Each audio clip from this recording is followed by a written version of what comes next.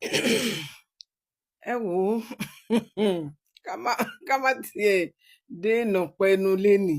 Ṣé ẹ rí ọ̀rọ̀ tí mo fẹ́ sọ yìí kò lè dùn mọ́ ọ̀pọ̀lọpọ̀ nínú, mi ì dẹ̀ ní kó dùn mọ́ yín nínú, torí tí ọmọ ìyá méjì tán bá wọnú ilé kan tán sọ̀rọ̀ kan tí wọ́n rẹ́rìn jáde ẹ mọ̀ pé wọ́n ti lọ tanra wọn. A ní tanra wa níkànnì tá a bá dé. Ṣé ẹ rọ́rọ̀ Fẹ́mi Adébáyọ̀ àti ìyàwó ẹ̀? Ọdún ẹ̀san lọdún yìí fún ẹ̀yin obìnrin tó jẹ́ wípé bíi pé ká ẹ bọ́ ìyálé ńlé kí ìyálé ó ṣi èrè lọ ni, bíi pé ká ẹ rọ́kùnrin tó sì ń dùn pé èmi àti ìyàwó mi ní àwọ̀, kẹ́ ẹ sáré gborí wọlé, kẹ́ ẹ sọ ìyálé di ẹni ibi. Ṣé ẹ rí ọdún ẹ̀san leléyìí? Most ọkùnrin tó ti sán rí lọ, tó ti sán kó lọ, tó dọmọ sílẹ̀ tí ò tún tọ́jú ọmọ, tó lóun níyàwó tuntun, gbogbo wọn máa darí padà wálé. Oògùn burúkú tẹ̀ ń lò yẹn, gbogbo aláàfáà àti gbogbo orí burúkú tẹ̀ ń ṣe kiri ní àwọn sẹ̀lẹ̀ mọ́kérúbù kiri yẹn, ó máa backfire.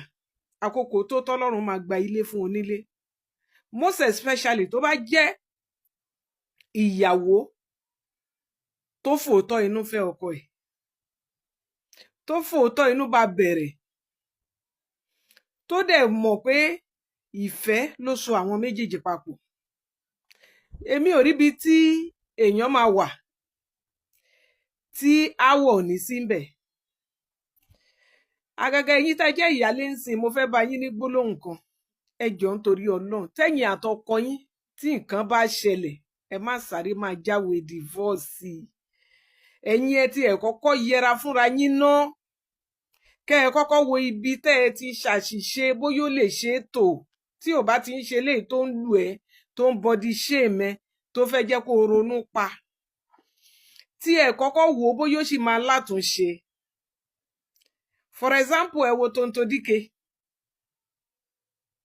ẹ wo eléyìí tán fẹ́ lé, bó ṣe ń janra mọ́lẹ̀ kiri lórí social media bí ejò àgékù, torí pé bàbá ọmọ fẹ́ lọ tọ́jú ọmọ ẹ̀.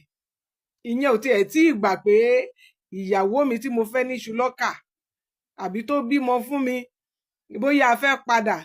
Ṣèbẹ́ rí bí Maureen ṣe ń sunkún kiri bí egbére lórí social media láti ìjẹta àbí àtijẹrin, bí ó ṣe sunkún kú nìyẹn.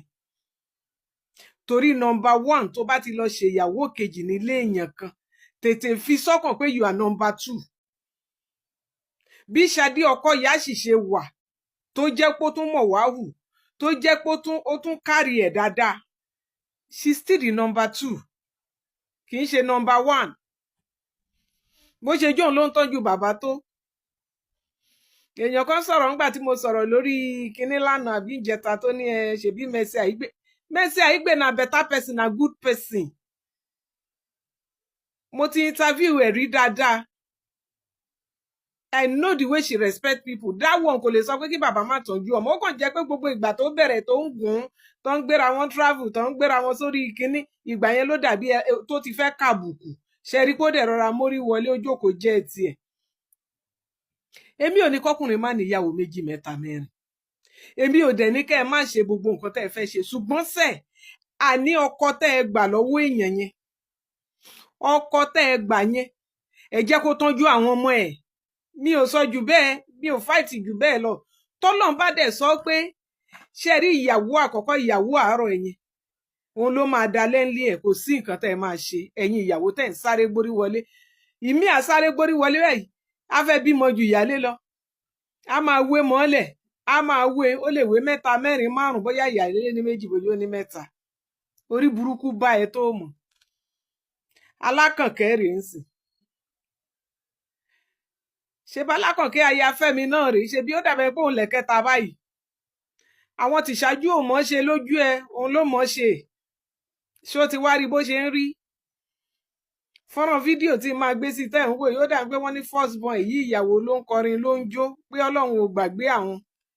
Ọlọ́run máa ṣèdájọ́ gidi lọ́dún yìí, ẹ̀rù máa bà àwọn èèyàn. Àtẹ̀yin tẹ́ ẹ lo káyámátá, àtẹ̀yin tẹ́ ẹ lójú fúru, tẹ́ ẹ ṣe kí ni. The only thing tí ẹ̀yin ìyàwó lè fi yọ nínú ìdájọ́ tó ń bọ̀ lórí yín lọ́dún yìí, ò ní pé kẹ́ jẹ́ kí bàbá wọn kó tọ́jú ọmọ tó bí. tẹ́ ẹ bá ti gbà á láyè tó ń tọ́jú tó ń ṣẹ̀tọ́ ẹ̀ lórí àwọn ọmọ tó bí right done. Àgàgà yín tẹ́ ẹ wà tó jẹ́ pé ìyálé tí wọ́n fi sílẹ̀ kò fẹ́ ẹlòmíì,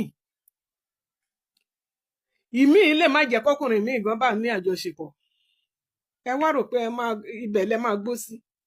Nǹkan tó lé yín wọlé ló máa lé yín jáde. Ajé, nǹkan tó lé yín wọlé ó máa padà lé yín jáde nínú ilé yẹn. Kò sí mi láìkí kílé kó jẹ́ ẹ rí pé mi ti ẹ̀ gbé wíìgì ṣe rí ṣe ni mo kàn mo ṣe dé mo ní mo rí gbogbo ẹ̀ bó ṣe ń lọ.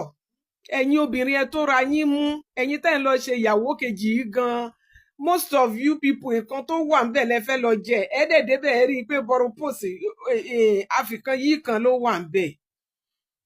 Ẹ wá ṣènìṣó ṣì pátápátá. Mo tún gbọ́ táwọn kan ń sọ pé Fẹ́mi Adébáyọ̀ torí ọmọ Aládùkẹ́ àbí kí náà pé lédì yẹn, ọmọ ẹ̀ tí ò lálàáfíà dáadáa torí ẹ̀ ló ṣe fẹ́ kọ gẹ́yìn. Ṣé torí ọmọ ló ṣe kọ àkọ́kọ́ ló kọ kejì? Torí tẹ́ ẹ bá ti fẹ́ sọ̀rọ̀ wèrè lẹ́nu, tẹ́ ẹ bá ti fẹ́ mú àtàmọ́ àtàmù, ẹ máa sọ rádaràda lẹ́nu. Ibi tọ́lọ̀ ń gbé bọ̀bọ́ yẹn dé kí náà pé Fẹ́mi yìí kò ní jábọ́ lágbára Ọlọ́run Lódùmarè. Tó bá jẹ́ pò ní olórí obìnrin ni ó dọwọ́ Ọlọ́run, ṣùgbọ́n èèyàn ò lè fẹ́rù ọkùnrin bẹ́ẹ̀ yẹn kó o máa wá sọ pé èèyàn kan fọwọ́ kàn, èèyàn kan kì sí ẹ̀, èèyàn kan kí, èèyàn kan tẹ̀ sí ẹ̀, èèyàn kan ní hello my dear, tó dẹ̀ mọ̀ pé in their industry that is how they behave. Ẹ̀mí báyìí tán bá ń ṣe movie premiere tí n bá wò bọ́n ṣe jump mọ́ra wọn, èmi obìnrin ara mi máa bù má ṣọmọ ní ọkọ ẹni yìí báyìí kọ́. Irú eléyìí tí Mercy Aigbe ń ṣe lọ́wọ́lọ́wọ́ yìí sì ṣe fẹ́ rí young chap kan tọ́jọ́ ń ṣe movie tọ́jọ́ ń ṣe gbogbo ẹ̀, kí ọkọ ẹ̀ kó wá ní àta ló ní kó fọwọ́ kàn bẹ́ẹ̀ yẹn kó wá sọ dìjà. It is their kíní nǹkan tó ń ṣe ń bẹ̀ nìyẹn. Gbogbo ẹ̀yin tẹ́ ẹ jàgbà tẹ́ ẹ rò pé kinní kan nǹkan tẹ́ lè fi yọ lọ́wọ́ ìdájọ́ Ọlọ́run. In fact mi ò dúró tán jẹ́ nǹkan tẹ́ lè fi yọ lọ́wọ́ ìdájọ́ Ọlọ́run ni pé kẹ́ jẹ́ kí bàbá ó tọ́jú ọmọ ẹ̀ kó sojú sí ẹ̀ fáwọn ọmọ ẹ̀. Tẹ́ ẹ bá ní tiyín nìkan ló máa tọ́jú, ẹ kàn ṣe lásán nítorí ẹ̀ ní jèrè àwọn ọmọ yẹn. I have a lot of stories. I have a lot of people coming to my inbox to talk. Ẹ bá máa gbélé àní I'm a single mother. You can be a single mother and so bàbá wọn ń kọ́ wá ní dá sọ́mọ. Ara àwọn nǹkan tó ba gbogbo ayé orílẹ̀-èdè ìjẹ́lẹ̀ ń wò yìí. At least ẹ̀jẹ̀ ẹni ó wà níbi tó wà, tọ́jú ẹ̀, ṣojú sí ẹ gẹ́gẹ́ bí ọkùnrin. Ẹ máa wò pẹ́yìn lẹ dáa jù.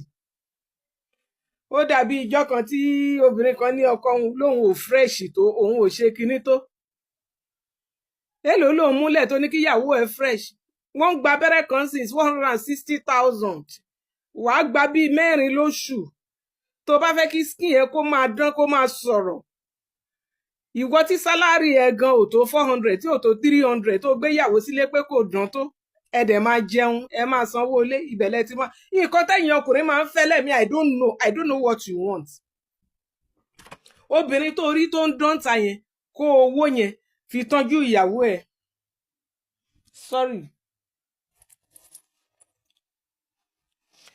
Kó owó yẹn ó yá fi tọ́jú ìyàwó ẹ̀ kó wá wò bó ṣe máa rí. Bóyá kò ní ṣe é rí. O ò lówó tó fẹ́ fi fá ọ̀rá kúrò lára ìyàwó ẹ̀ ó ní is too big.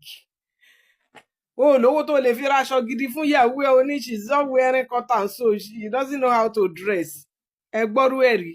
Ẹ wá torí nǹkan tí ò tó nǹkan, ẹ ju ìyálé lẹ̀, ẹ ju ọmọ lẹ̀, ẹ máa lọ. Rédèrèdè rádaràda ló máa kẹ́yìn gbogbo yín bọ̀. Ẹ ní kí ló bí mi inú? Ó bí mi inú o. Ó bí mi inú. Ó bí mi inú tó kó bí obìnrin inú. Obìnrin ìkà ló máa rí ọkùnrin tó dọmọ́lẹ̀ fún obìnrin kan pé kó ṣiṣẹ́ kú, kóbìnrin yẹn kó ṣiṣẹ́ kú, kò tí ẹ̀rọ ìṣẹ̀dá àwọn ọmọ yẹn. Tó wá ní ìwọ ń gbádùn, ìwọ ń bímọ fún, wọ́n ń gbé ẹgẹ̀gẹ̀ inú ẹ̀ ń dùn. Ṣé bẹ́ẹ̀ rí ti May àti Judy, bẹ́ẹ̀ rí wèrè táwọn náà jọ ń ṣe. ó máa tó calm down lójú gbogbo wọn, ojú wa ló máa ṣe.